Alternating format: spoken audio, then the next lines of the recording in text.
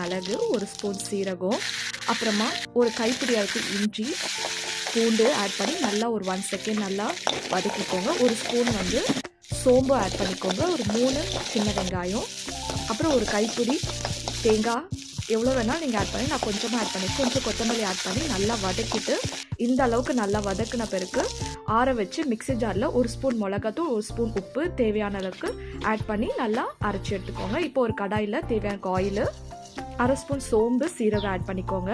நான் வந்து ஒரு பெரிய வெங்காயம் ஆட் பண்ணியிருக்கேன். நீங்கள் சின்னதுன்னா 2 வெங்காயம் ஆட் பண்ணிக்கோங்க.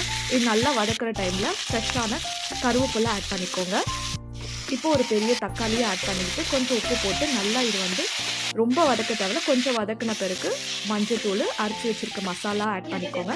இந்த மசாலாவும் இந்த வெங்காய தக்காளியும் நல்லா இதில் வேகணும். ஒரு 5 நிமிஷம் நல்லா சிம்மில் வச்சு வேக வச்சு எடுங்க.